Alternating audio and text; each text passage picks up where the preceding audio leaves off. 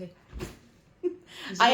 You had never thought, all you knew about dog sports was, and that's when he... The only thing I had ever known about dog sports was conformation. I had a friend in vet school that did a lot of conformation stuff. She bred tollers and did a lot of conformation, and I didn't have any idea. You know, you sometimes see agility on the TV or something like that, but I had no idea how many sports there were and how many venues of sports. I still honestly don't know all of the different venues. Yeah. I have stayed with the AKC ones because it's easier in my head to stick with one venue and know the rules and know all this stuff. But my whole world just became so much more open, and I've really jumped both feet in my new hobby. So now, like this summer, for instance, any weekend that I'm not on call, Birdie and I are doing probably some sort of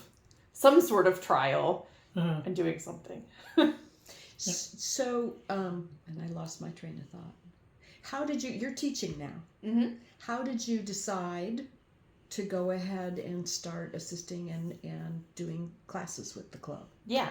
I think for me, when I join I like to join things, and I like to be a part, feel like I'm a significant part of things. And for me, like, they're always looking for instructors, and people to kind of help give back in different ways. And I like being a part of doing that. So I assisted with a home companion class. It felt to me like kind of a low hanging fruit way that I could give back. You know, they were willing to kind of teach me how to do things, and I could follow along with a different instructor. So I did that for, I think, 2 sessions, and then I assisted with puppy kindergarten and puppy elementary a few times, and then slowly got to do, I'd teach a few classes here or there, and then gradually just was be able to become a lead instructor. Okay. So I now have taught, this upcoming session will be my 3rd time as being a lead instructor. So it kind of felt, it evolved kind of naturally. Mm-hmm. So was it a scary process? Certainly assisting didn't feel all that scary because you knew that there was somebody else with you. Mm-hmm. Certainly agreeing to become like a lead instructor was a little bit nerve-wracking, and I still sometimes feel a little bit nervous going into sessions until they're done, because you want to make sure you're doing a good job for people. Mm-hmm. And I think everybody understands that we're not like professional trainers and things like that, but I know for me a lot of it is I know how helpful Sue was to me. Mm-hmm. and again, I think really fostering my love of dog training, and so I really want to try to do a good job and be that for other people, because I don't think I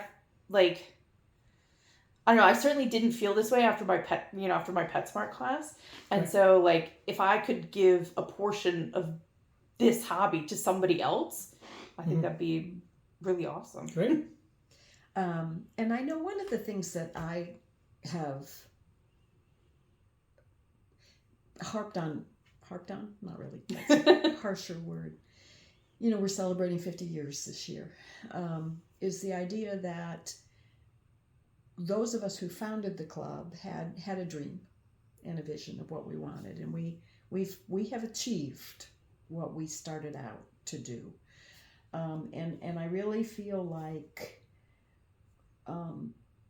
it as organizations evolve, and if they're to persist, the dream and the goals need to move to a newer group of people, because the older people disappear. Mm-hmm.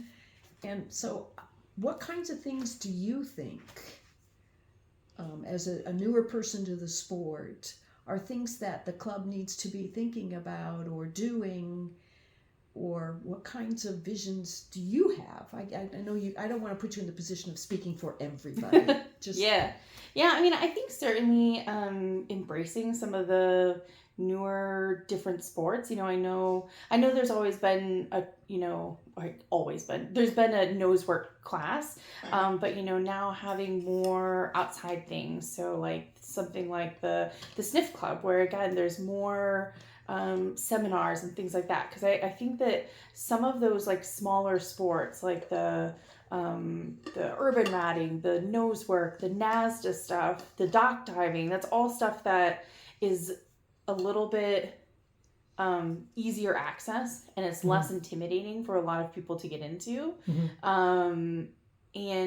And I think there's quite a few younger people doing them, and I think that it's a good way to then kind of get people in and doing things. Because I think at the end of the day, everyone's goal is to just go and have fun with their dog. Like maybe learn some things along the way, but people just want to go and do fun things with their dog.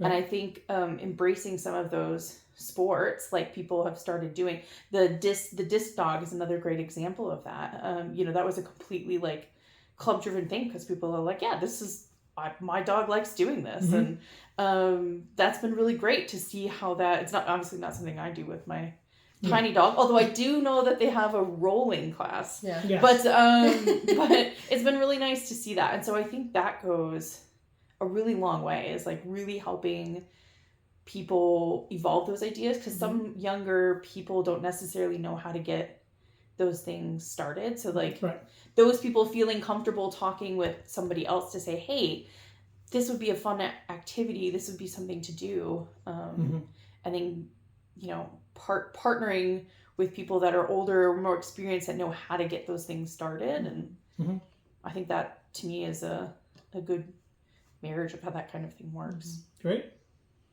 And then the last thing, you had some thoughts that you had written. You said you had this story that you were going to submit. It was most of the beginning part. So we've captured it. Captured it. Okay, good. It was mostly just my evolution of like joining, and then just being, now I'm a pretty active participant. Yes, I'm pretty like common face here.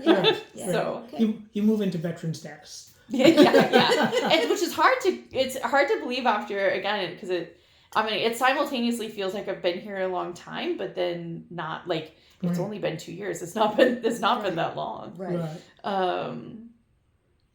But yeah. Okay, good. Cool. Good. Any other thoughts you want to share? No pressure. You can say no, because we'll be slicing this. Perfect. Yeah, I don't think so. I mean, I think, like I said, at the end of the day, it's fun to go somewhere where everyone's got the same goal, which is doing fun things with their dog. And then it's all like-minded people. We all accomplish that in a slightly different way, and our idea of fun with our dog might all be a little bit different, but at the end of the day, that's what we all like doing here. Okay. Very nice. Cool.